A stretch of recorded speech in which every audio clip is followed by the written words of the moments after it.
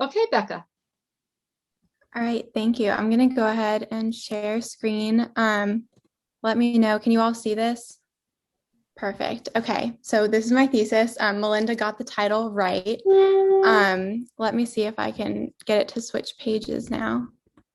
Okay, so this thesis grew out of an interest in exploring the contemporary persistence and magnitude of the biases surrounding pregnancy and addiction that were so publicly expressed in the 80s. There's very little contemporary data and virtually no statistical analysis on how pregnancy impacts incarceration-linked outcomes, let alone how that changes if the pregnancy overlaps with substance use. So I hypothesized that in criminal drug cases, incarceration length will be influenced by biases related to pregnancy, race, substance dependency, and their interactions. These biases will benefit women who fit patriarchal and racist ideas of femininity, including pregnant white women and pregnant women who do not use illegal drugs. These biases will work against pregnant people who don't conform to those standards, including those dependent on drugs or who are Black or both.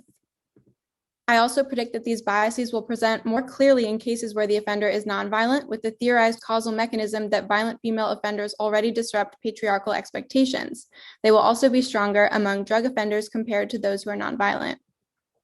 So I performed 22 linear ordinary least squares regressions to test the impacts of pregnancy, race, substance use, and their interactions on two different outcomes: jail time before imprisonment and sentence length. I used state-level data from the only publicly available data set, which includes pregnancy status, and created 4 definitions of substance involvement, then interacted them with pregnancy and mutually exclusive definition of race among Black and white offenders, and then tested those among different sample specifications of controlling offense type and ran 18 significance tests per model.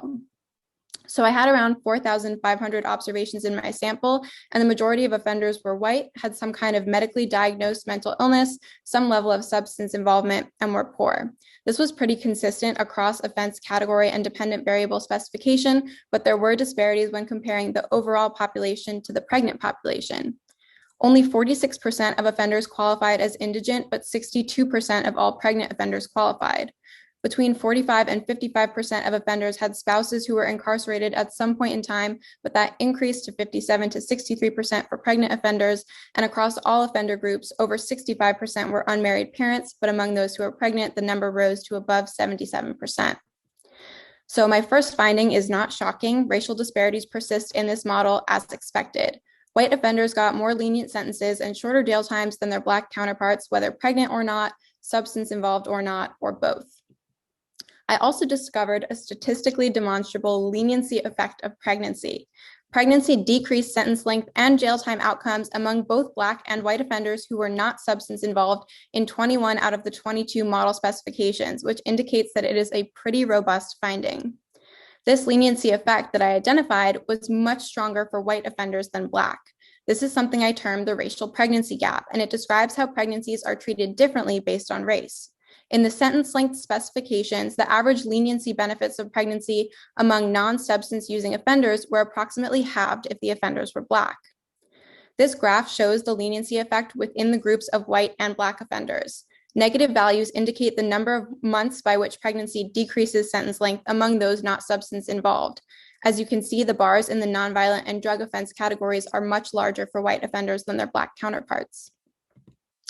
Among all of the sentence length specifications, the average difference between the summed coefficients for pregnant non-drug using offenders based on race was an additional 1.6 years if the offenders were Black, but this number was more than doubled in the drug offense specification to an average 4-year gap.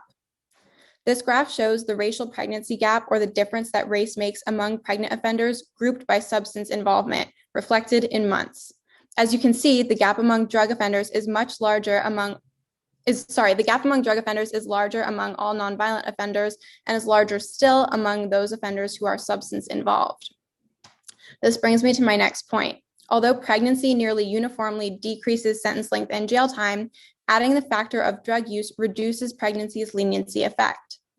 The second to right column in each block, the one in light pink, illustrates the summed individual effects of pregnancy and substance use, and the last column in each section illustrates the actual effect of their joint interaction. You can see here that the sum is different from its parts, indicating a unique effect for pregnant substance users users that is on average harsher than the anticipated effect, which would result from simply summing the individual impact of being pregnant or of being substance involved. This chart shows the same data as the last one, but among Black offenders. As you can see, the differences between the summed individual effects and the actual joint effects are larger in this version. Further, you can see that in the all offender and drug offender specifications, a reverse pregnancy effect, where Black pregnant substance involved offenders receive harsher outcomes than their non-pregnant counterparts. In the drug and all offender specifications, the outcomes are also harsher than their non-pregnant substance involved counterparts. Among the sentencing regressions, the outcomes for pregnant substance-involved offenders demonstrated consistent racial bias, adding between 4.5 months to 13.8 years for those who are Black. The differences were largest among the sample of just drug offenders, with an average gap of 6.3 years compared to the 5.3-year gap in the all-offender group and a 7-month gap among nonviolent offenders. This is a third manifestation of the racial pregnancy gap, and it illustrates the difference that substance involvement made among pregnant offenders by race and offense type. As you can see, the gap is larger among Black offenders in the drug specification than among white offenders in any specification. Overall, the effect of substance involvement on pregnant offenders triggers a larger increase in sentence length in the drug offense group than compared to the nonviolent sample. So here are the secondary findings, and then I promise I will summarize all of the math that I just talked about. Meth was statistically significant, more so than any other substance. This likely reflects the wave of meth sentencing policies that mirrored the structure of the initial policies which criminalized crack cocaine and happened about 5 to 10 years later.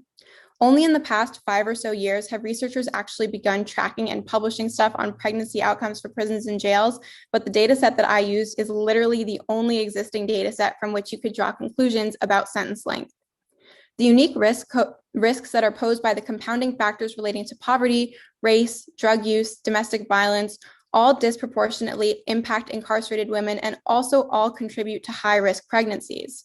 Prenatal care is critical for the health of the pregnant person and for their pregnancy, but it doesn't just include OBGYN access. It's also nutrition, exercise, stress management, and critically ongoing medical support for pre-existing and chronic health conditions, including addiction and withdrawal. Nearly all of these things are restricted within a prison environment, whose unique circumstances work against sustaining a healthy pregnancy. So my analysis revealed that much of the sentiment from the war on drugs does live on in carceral patterns among the most recent data set we have on our prison population. I provide concrete statistical evidence of the disproportionate penalization of pregnant substance users, especially those who are Black. This thesis has also helped to answer questions about the role of pregnancy in influencing incarceration outcomes by establishing the existence of a leniency effect. This finding alone is significant as there is little to no literature on how pregnancy influences judicial or prosecutorial bias, nor has there been a statistical analysis of the magnitude, let alone presence, of pregnancy's mitigating effect on sentence length or jail time. My thesis corroborates the prediction that not all pregnancies are treated equally in the eyes of the criminal justice system, demonstrating the ways in which substance involvement, race, and their intersections alter, or in some cases actually reverse, the leniency effect of pregnancy that I establish. I was able to demonstrate the existence of a racial pregnancy gap in 3 ways. First, that the leniency effect was larger among white offenders than Black. Second, that white pregnant offenders received shorter incarceration outcomes than their Black counterparts. And third, that substance use magnifies racial biases in the context of pregnancy. The thoroughness of my analysis and use of a nationally representative sample indicates that these findings are very robust. Finally, this thesis points to the need for further research, including statistical investigations and a comprehensive inquiry into the legal, judicial, and prosecutorial mechanisms through which this bias is actualized into disparate sentence length and jail time outcomes.